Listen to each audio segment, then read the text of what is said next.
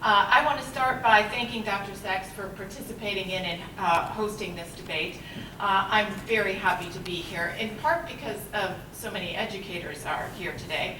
I come, as they say, from a long line of teachers. My grandparents, my maternal grandparents were both high school teachers of English and history, and my parents were now retired, both teachers. My mom taught special education. And indeed, I think of myself primarily as a teacher, though my job is to do research at UT. And thus, I have enormous respect for teachers and the job that they do, which is an incredibly important and demanding job. Furthermore, the courses that I teach at the University of Texas are part of a program developed by the Ford Foundation called Difficult Dialogues. The program is aimed at developing American college students' ability and their willingness to engage in thoughtful, respectful, and honest debate about some of the most divisive and controversial issues facing our country. I am proud to teach such courses on gender and racial attitudes at UT and to engage in today what I think is just such a debate. Some of my remarks are likely to contradict or challenge your beliefs about gender and schooling, and I want to be clear that my only goal here today is to convey what I have learned from my years of reading and research on the topic. In the course of collecting data on gender development and schooling over the last 25 years, I have spent a great deal of time in schools of all types, including spending time at the Ann Richards School for Young Women Leaders, a public single-sex school in Austin, over a period of 3 consecutive years. I hope that you will consider and weigh the evidence that both Dr. Sachs and I bring to this debate today, because if it is one thing we have in common, it is our desire to give all children the best possible education we can. So let me begin. There is a lot of research on single-sex versus coeducational schooling. Decades of research have produced thousands of studies, and the result is clear. There is no benefit to single-sex schooling. Proponents of single-sex schooling can point to particular studies that show benefits, so too can proponents of coeducational schooling point to studies that show benefits. The mixed, inconclusive pattern of results is in fact typical of programs and treatments that have no effect. Imagine that Dr. Sachs and I would want to try to determine which one of us had better math skills, and so each of us took 5 math tests covering different skills. Even if our skills were equivalent, would we get the identical score on every one of those math tests? Of course not. So imagine I outscore Dr. Sachs on 2 and he outscores me on 2 tests and we tie on 1. I could hold up my 2 successful efforts and say that my math skills were superior because I had beaten him 2 times, but that would be dishonest if I failed to mention the 5 total tests. In a nutshell, it is dishonest for either side, single-sex or coeducational, to claim that the gender of the students in a school or classroom causally affect students' learning. The results of thousands of studies are clear. It does not. The single most important variable in predicting academic gains over the course of a year for students is the quality of the instruction that they receive. Specifically, teachers who engage in effective instruction and effective classroom management, provide high-quality feedback, and form warm, supportive relationships with their students, have the students who make the greatest gains. Teachers' training and their compensation and their resources and their support all affect these variables. Indeed, when a single-sex school produces high achievement, it is always because of the other things that they are doing well. Single-sex charter schools and magnet schools typically have longer than average school days, often including Saturdays, have intensive tutoring programs, assign homework every night, and have strict discipline standards. They are also often able to select only the students they want and kick out those students whose the program fails. These kinds of practices promote achievement. Whether there are only boys or only girls in the room or in the school is irrelevant. We all want excellent schools for our children, but the belief that by merely removing one gender from a classroom, will increase student learning constitutes misguided, magical thinking. Taking an excellent school and admitting students of the other gender does not undermine achievement. Even proponents of single-sex schooling, such as Dr. Sachs, now concede it does not benefit the majority of children. Indeed, gender integration works. The worlds of work and schooling are now more gender egalitarian than at any time in U.S. history, largely as a result of anti-gender discrimination laws. Even the military, once a bastion of gender stereotyping and segregation, has learned that gender integration works. And although not all women volunteer for the physical and emotional demands of military service, those women who do are best trained and best deployed alongside their male counterparts. Does this mean that the military never has problems with sexism? No, of course not. It means that our military has decided that segregating the sexes is not an answer to sexism. The answer is integration and a zero-tolerance policy for sexism. Take West Point, our military academy. It became co-ed in 1976, and the change is virtually unanimously considered an unqualified success. You don't fight sexism by removing the sex, you fight sexism by removing the ism. So, while everyone agrees that single-sex programs aren't good for the majority of children, some proponents now claim that they are good for some children, and thus should be offered as a choice. There are many problems with this argument as well. One problem with this argument is that the so-called some children are never clearly described. Indeed, Kay Bailey Hutchinson, Wall Street Journal, saying that some children benefit includes not one single mention of which children those might be. So which children are we talking about? Boys with attention deficit disorder or hyperactivity? Boys with poor reading skills or motivation? Maybe girls with low self-esteem or low confidence? Or girls who are sexually preoccupied or precocious? Unfortunately, single-sex schools don't address these particular children's problems or challenges. How does removing all the girls from a classroom fix a boy's attention deficit disorder or improve his reading skills? As Dr. Sachs acknowledges, it doesn't, it can't, it won't. How does removing all the boys from a classroom of girls fix a girl's self-confidence or self-esteem? It can't, and it won't. There is not any evidence whatsoever that low self-esteem girls perform better in single-sex schools than coeducational schools, or that boys with poor reading perform better in single-sex schools than coeducational schools. In fact, research shows that the students who perform well in coeducational schools are the same children who perform well in single-sex education. For example, one recently carefully controlled study found that those girls who showed high achievement in a co-ed school in 5th grade were the very same girls who were the top performers in a single-sex school at 6th grade. That is, the white and Asian girls outperformed the Latino and African American girls at both co-ed and single-sex schools, and the girls from wealthy backgrounds outperformed the girls from economically disadvantaged backgrounds in both the single-sex and coeducational schools. It is the obligation of educators to offer parents educational alternatives that are effective. It is a waste of taxpayer money and educators' efforts and their resources to implement new programming that is known to work no better than existing programs, as is the case with single-sex schooling.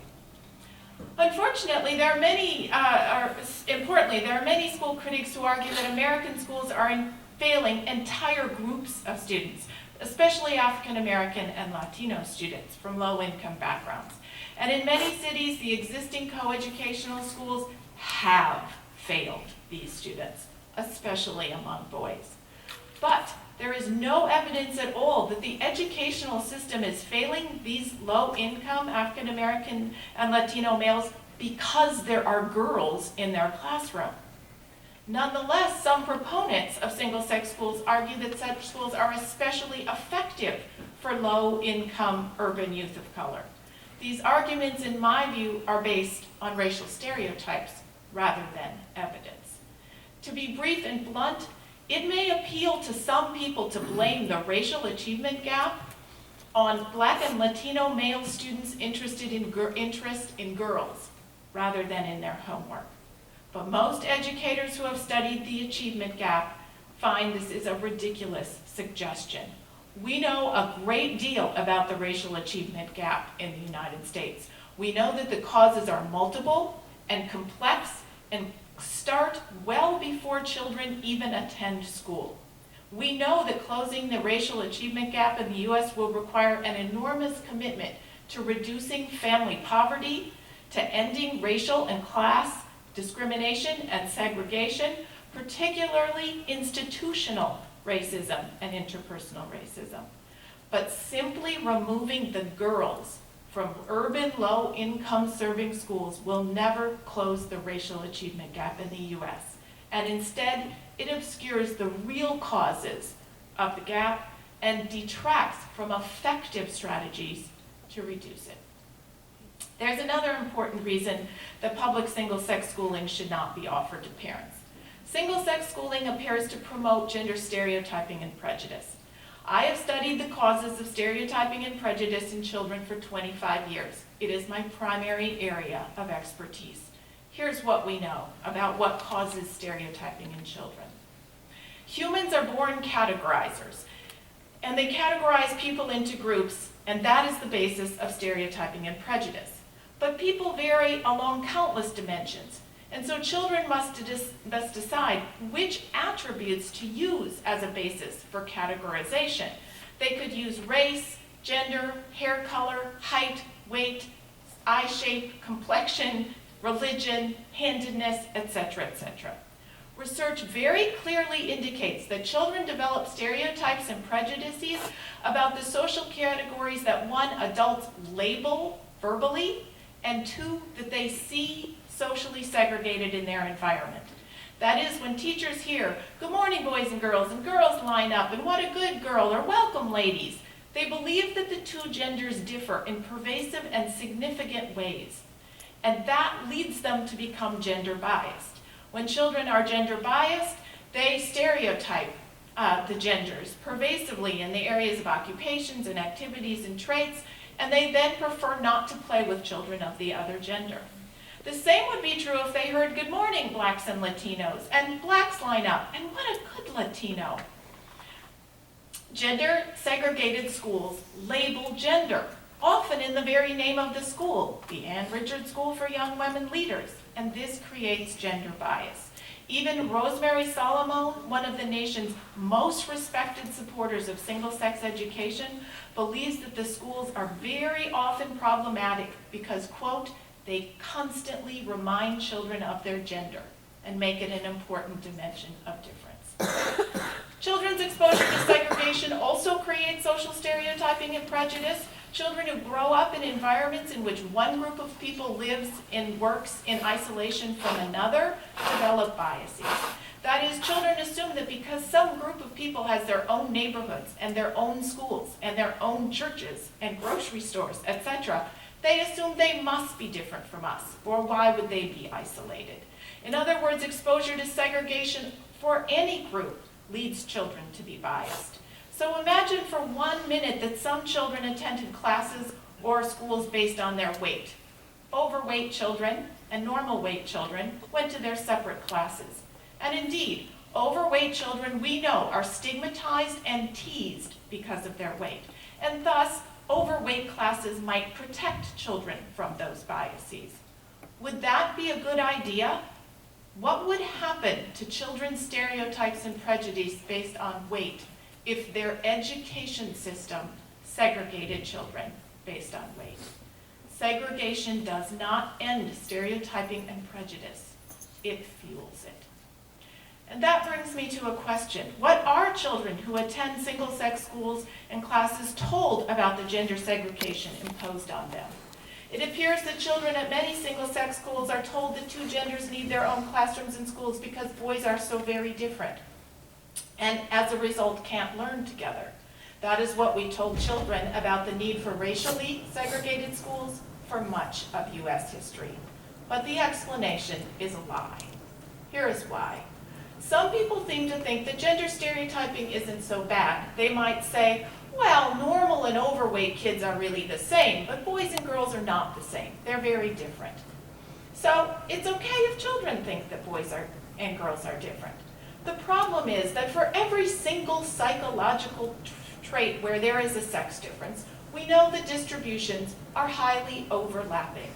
And that simply means that there is more variation among girls than there is between girls and boys, and more variation within boys than there is between boys and girls.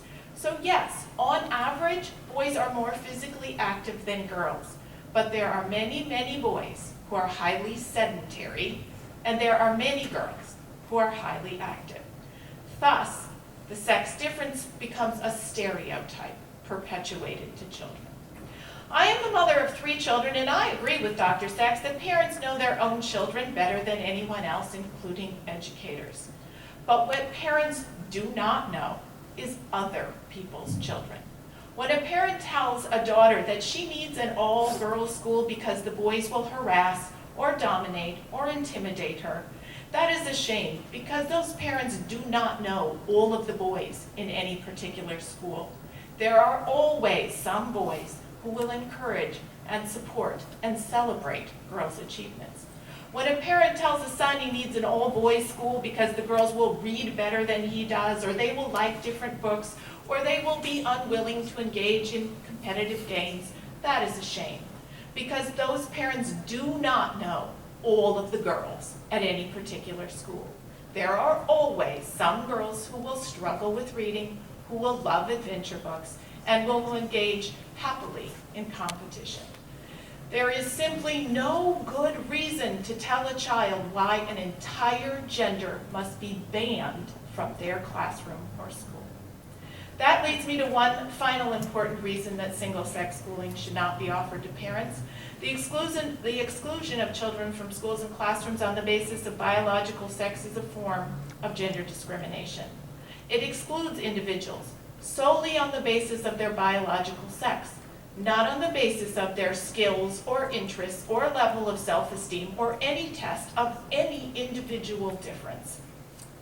It is unacceptable, in my view, to exclude children from schools or classrooms based solely on the basis of their biological gender in the practice of public schooling, just as it is to exclude children solely on the basis of their race or their ethnicity or their religion from public schooling. And it has always struck me as hypocritical when some feminists who are devoted to fighting gender discrimination argue it's fine to ban boys and men from schools and classrooms solely on the basis of their biological sex. The message is simple and it's clear. Gender discrimination is okay as long as women, but not men, are the ones doing it. If we are committed to raising children who celebrate diversity, who disavow discrimination on the basis of gender and race and other attributes, and to appreciate all people for their individual qualities, adults must act accordingly. We must select and support schools that reject gender discrimination and treat children as individuals and not as members of a gender group.